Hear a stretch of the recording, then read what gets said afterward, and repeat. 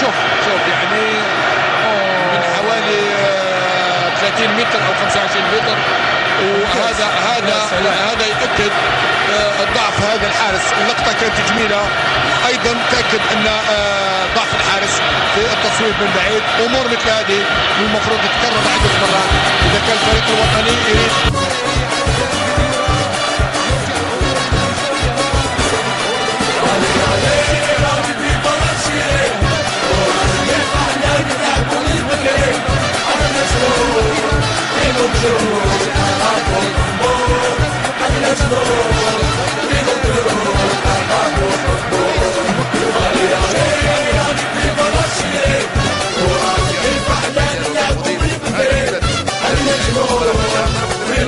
معطيات من قبل الحكم الكاميروني اليوم وانطلاقه من اسلام سليماني على الجهه اليمنى في اول كره توزيعه من اسلام.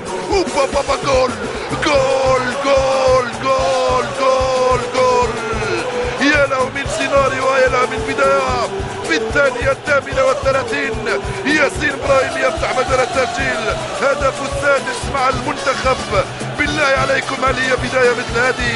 هدف مقابل 0 للجزائر من اول لعبه واول تدخل من اسلام سليماني على الجهه اليمنى، يمرر على طبق باتجاه ياسين، واولى اهداف المباراه في الثانيه 38 من عمر المباراه. الانطلاقه من رياض محرز مجددا، التمرير في اتجاه اسلام خلف المدافعين، التوزيع من اسلام ارضيه زاحفه رائعه. ياسين لا يفوت ولا يضيع مثل هذه الكرات في الزاويه اليمنى من هناك في المرمى. الحارس علي مصطفى. اول اهداف المباراه لصالح المنتخب الجزائري في اول دقيقه من عمر هذه المباراه. هذا الهدف الذي يريحهم اكثر. قلنا بان عناصر المنتخب الجزائري اليوم ياخذ كمان وقت ويركز كثيرا. حكم المباراه يحترم المسافه القانونيه، يقول له سي بون خلاص انا عارف وين نحطها وعارف كيف نسددها، وهي الوضعيات السانحه بالنسبه لي. فوزي غلام يستعيد، فوزي غلام يتقدم، فوزي غلام يسدد. جول جول جول جول جول جول جول.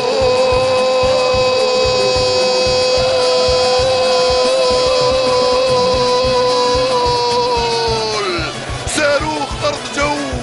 فوزي غلام يرسل صاروخ فوق راس علي مصطفى، والهدف الثاني للمنتخب الجزائري.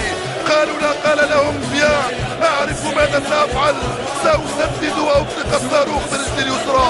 بوم يا فوزي غلام، لم يشاهد شيئا حارس المرمى. فوزي يسجل الثاني ببراعه وامتياز. جول يا فوزي. جوله مع اشبالها ومع ابنائها في المنتخب في هذه المباراه. موجود عيسى مندي، وموجود بالقروي في القائمه الثاني، وموجود اسلام، وموجود الكره في القائمه الاول والتغطيه الدفاعيه. رجعت لفوزي، فوزي يبحث عن ياسين وصلت الكره، صبها فوزي، وصل ياسين، محتفظ بالكره ياسين يبحث عن الخطا مره اخرى. ياسين ياسين وصل لغلام، كره صعبه للمنتخب الجزائري. فوزي غلام يبحث. جول جول جول جول جول جول. عالم يا رياض، عالم يا رياض. جول.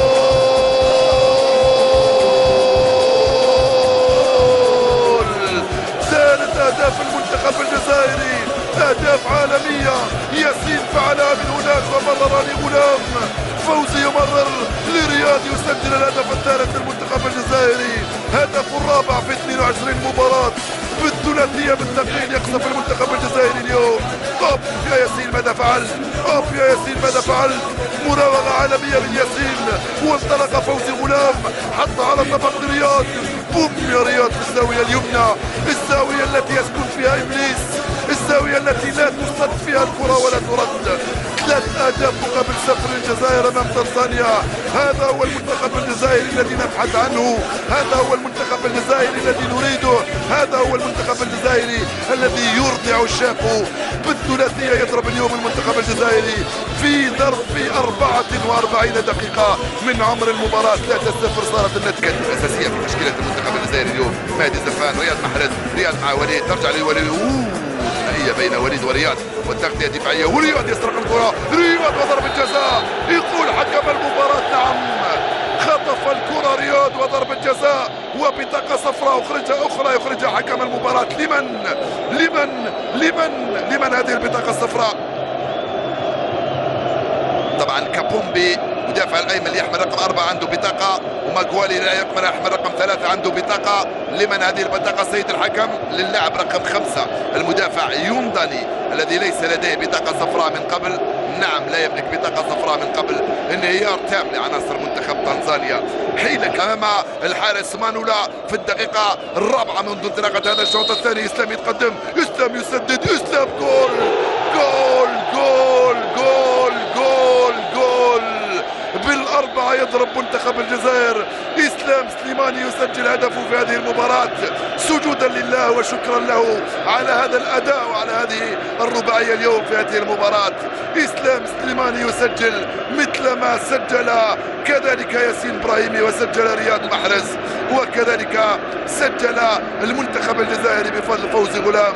الكرة في جهة والحارس في جهة أخرى. 4-0 لمنتخب الجزائر أمام تنزانيا.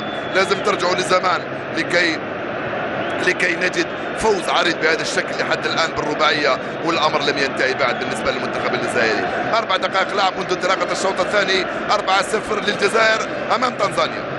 عندما يحب يرفع الريتم يرفع، عندما يزيد في السرعه يزيد، عندما يمرر اسلام يمرر، يوصل لمجاني، المجاني والدفاع لا لا لا لا, لا. الحكم يشير الى خطا، ضربه جزاء اخرى. يقول الحكم المساعد رفع الرايه، وضربة جزاء هدية يمنحها المدرب الحكم عفوا لمجاني الذي يستفيد من ضربة جزاء. هل سيسددها إسلام ويتفوق على تاج بن ساولة ليبقى تاج فوق رؤوسنا بسبب أخلاقه وانضباطه والتزامه، وبسبب أيضا أداؤه الرائع جدا. تاج بن ساولة كان من أروع اللاعبين اللي اكتسبتهم الكرة الجزائرية، من دون أن ننسى البقية أيضا من اللاعبين المتميزين اللي للأسف لم يفوزوا بكأس أفريقيا. فوزي يستعيد، فوزي بقوة جول، فوزي بقوة جول. الحارس في جهة وغلام كرته في جهة أخرى. 5-0 صارت النتيجة، 5 في عيون الحساد بالنسبة للمنتخب الجزائري الذي يبهرنا في هذه الليلة وفي هذه الأمسية، ويستعيد ثقته في نفسه ويعيد ثقته أيضا في عشاقه وجماهيره الذين استمتعوا اليوم بهذه الخماسية. ضربتا جزاء و3 أهداف في منتهى الروعة عند الدقيقة 60 من عمر هذه المباراة. صارت النتيجة 5-0. فوزي بيسراه يحط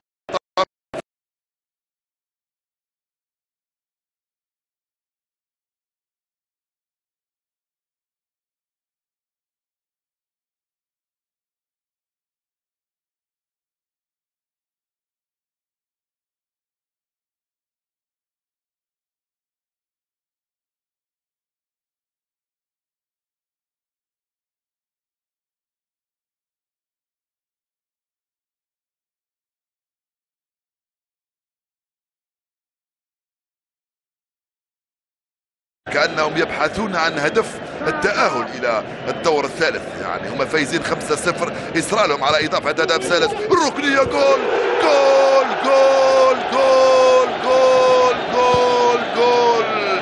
مجاني يسجل الثالث له في مشواره، مجاني يسجل السادس للجزائر من كرة من ركنية بالراس، تنويع في الأهداف من ضربة جزاء وبالراس وبالتسديد وبالمهارات. تنويع كبير للأهداف للمنتخب الجزائري. بالستة يضرب المنتخب الجزائري اليوم أمام منتخب تنزانيا. مجاني يسجل 3 أهدافه في 48 مباراة لعبها. المدافعون يسجلون والمهاجمون يسجلون، بالراس يسجلون، بالأقدام يسجلون. مجاني يسبق الجميع ويسجل بالراس. الهدف الثالث له في مشواره، السادس للمنتخب الجزائري. 3 في الشوط الأول و3 في الشوط الثاني. بالبراعة والرزانة والهدوء يسجل مجاني الهدف السادس للمنتخب الجزائري أمام تنزانيا في الدور التمهيدي الثاني في مباراة العودة المؤهلة لنهائيات كأس العالم في روسيا سنة 2018. تبقى الباب مفتوح لكل شيء. رشيد غزال في تنفيذ هذه المخالفة، مرفوعة بالقائمة الثاني بالراس. إسلام جول جول جول جول جول جول. إسلام سليماني يسجل ثنائية في هذه الأمسية ويبلغ الرقم 20 ويتفوق على تاج بن ساولة ويصبح 5 هداف في تاريخ كرة القدم الجزائرية. إسلام من ضربة جزاء سجل الرابع، وإسلام بالراس سجل السابع. 7-0 لمنتخب الجزائر أمام منتخب تنزانيا. 7-0 فزنا فيها أمام، هذا هي ابتسامة شوية من كوتشكوف. قلت 7-0 فزنا بها امام الفولتا العليا في وهران، اتصور في ثمانينيات القرن الماضي في تصفيات كاس افريقيا في ملعب 19 جوان بوهران. نعم، هذا هو الهدف السابع من امضاء اسلام سليماني بالراس متفوقا على دفاع، واقف يتفرج على اسلام وهو يرتقي ويسدد بالراس. نعم، سددها بالراس مسجلا هدفا سابعا قاتلا لمنتخب تنزانيا الذي فرض علينا التعادل في دار السلام بهدفين مقابل هدفين. 7-0 صارت النتيجة الآن لصالح المنتخب الجزائري أمام منتخب تنزانيا.